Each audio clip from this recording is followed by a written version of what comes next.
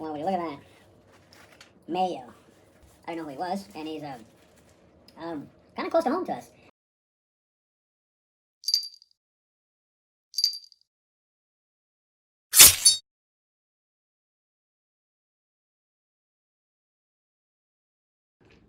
All right, y'all. Welcome to another episode of ENF Dine. I'm Edgar. And I'm Fabian. All right, and today's meal is Popeyes. All right, I'm gonna start with this. Wesley Allan Dodd. He was his nickname, like I said, he's the Vancouver Child Killer. He got caught quite a bit of times, but also the system kind of failed because they would leave him out with like, he was like insane or something like that. Oh. So he was born in Richland, Washington, in July 3rd, 1961. He was the oldest of three, and his dad was a big impact in what he did. He claimed that the words "I love you" were never said to him. Like his dad never used those words. Oh, okay. Real quick, what about his mom? Did you see anything about? You know, that's the thing.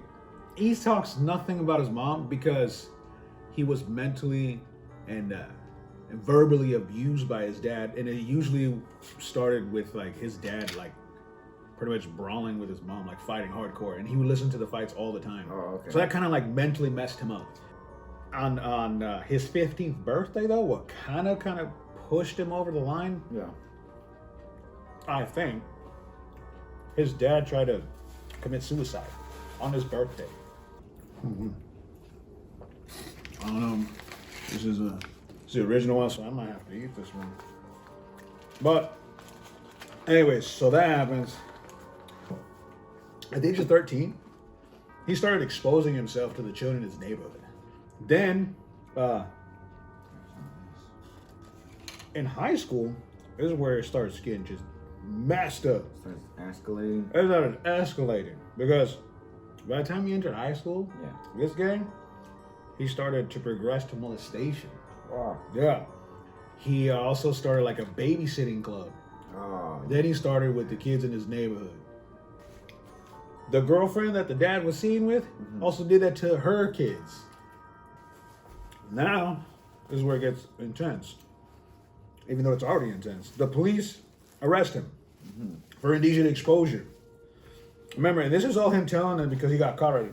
So he tells them, arrest, indecent exposure. And what they recommended, instead of throwing him in jail, they recommended juvenile counseling. Fast forward a couple years, 81, he's 20. He tries to abduct two little girls. Two little girls? Yeah, so he tried to get the little girls. But the little girls reported him to the police station.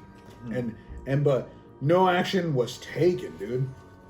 Like they did nothing.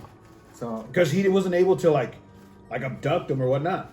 So they didn't press nothing. Dude, this is like in the 80s, bro. Like, so I don't know how. Nothing actually happened. He gets into he the following month after he got out, he went to the Navy, and then he was assigned in a submarine base in Bangor, Washington, where he began abusing children that lived on the base, bro. Wow. Oh. So as he was gone, he said that he planned his entire life around easy targets. That's what he referred to as the kids. Targets. Oh, okay. Yeah. Within the next few years, he was arrested for the same thing, molesting, trying to abduct kids, and he was serving short jail sentences, and he was just being given mandated therapy. That's therapy all the time. All the time. Short jail sentences, therapy, go probation, leave the treatment, and he's back to the... So I'm like, yo, it's not working. Therapy's not working. It's not working. So I don't know. Yeah. So then his sexual fantasies became more violent, and he thought about more exciting ideas, and the sound of murder sounded more enticing into him. So then he started plotting ways to like kill kids, and it was just so like. And was he like molesting them and then killing them? No, wait. No, don't get too ahead now. You're going to find out. But then, a psychiatrist evaluated Dodd following his conviction. He said that his legal criteria for, he was like fitted as a sexual psychopath. Sexual psychopath. Yeah, that's what he was diagnosed with. So, I don't know, man. Sounds funny, but it's not good. Yeah. Then, in '89, he went to that park, David Douglas Park in Vancouver, and with a fish fillet knife, and shoelaces, and he sought out young boys to kill. Like, he was just on the hunt now. Shoelaces? Shoelaces, yeah, to like tie them up or something. I don't know. So he lured 2 boys. They were called the case was called the Near Brothers. They were 11 and 10 years old, and they were secluded in the area. And he made them do bad things. You know, like man, this is. He forced them to get naked. He tied them to a tree and performed sexual acts, and then he stabbed them repeatedly with a knife and fled the scene. What about the kids' parents? Were they like? Doesn't really say nothing about the parents. The boys were discovered in the park, and one boy was died at the park, and the other one died on the way to the hospital. Oh, okay. All right, so those were the first 2 victims. Mm-hmm. Those were his like very first victims. Yeah. And what was crazy, he started a scrapbook, like it's a fantasy book or something. I don't know, man. It's all excited about all the like all of his stuff. Yeah. Yeah. Well, yeah, dude. That's what like a typical serial killer. He like relives his thing. Well, he went down to Portland, Oregon, and he tried to lure another victim. He encountered a 4-year-old who was playing alone in the park, and he succeeded to convince the boy to come with him.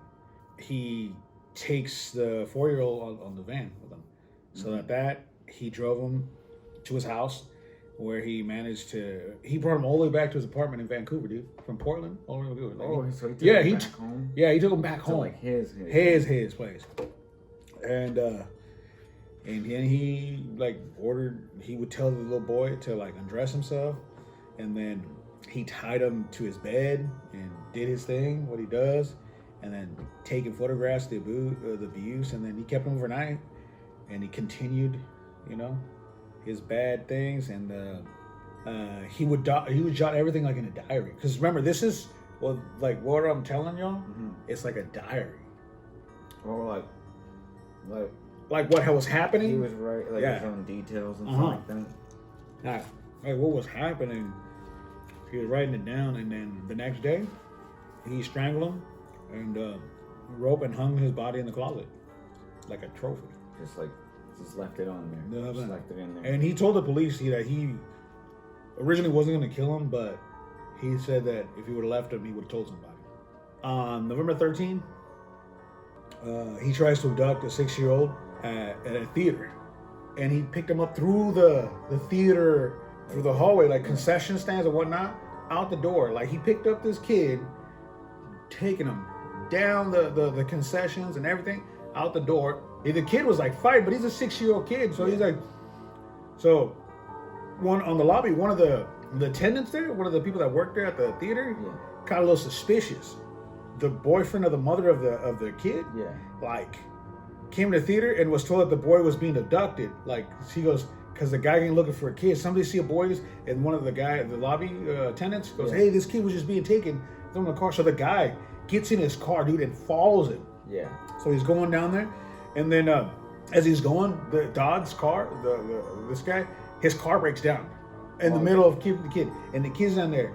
So he's going down the highway, and it dies. It's like, so he pulls to the side. He has the kid tied up in the bag, so he make no noise. And then the dad of the kid, the boyfriend of the mother of the kid, he races down there, and he sees the van. He doesn't call the police or anything. He goes and acts like a a regular guy passing down the highway and like pulls over to help him. So then, as soon as the guy turns his back, the dad of the kid puts him in a chokehold and drags his ass back to the theater to call the police, and that's how he got caught because so then at that point he got abducted himself.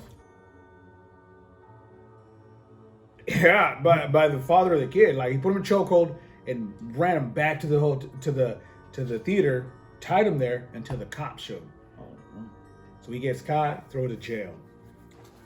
Then starts the police investigation. Yeah. Police go in there and they go to his house and they start just investigating the kidnappings, the murders, and they find all the books, the journals, the torture rack, everything. Oh, they see everything? Well, in the end, he said that the evidence showed that Dodd must be legally insane. So the prosecutors requested the death penalty. And the jury agreed. He goes, yeah, this guy should be killed. But then at the end, Dodd goes, in his words, he claims that speaking in his own defense was pointless. And ultimately, this is what he said, that the system had failed repeatedly. Because he knew that every time he would be sent out, he was going to do what he was going to do. No matter how much treatment he got, no matter nothing. And he said that he would rather be hung. And then is that how they actually killed him? Yeah, he stated that he would like to die by hanging, and he was willing to die if it brought peace to the families. His neck snapped within like 3 minutes of being hung. Like it just snapped. It was some painful stuff, and they're also like. So where did they do that? Was that like? That was in Vancouver. Oh, they trialed him. And that was the first hanging since 1965.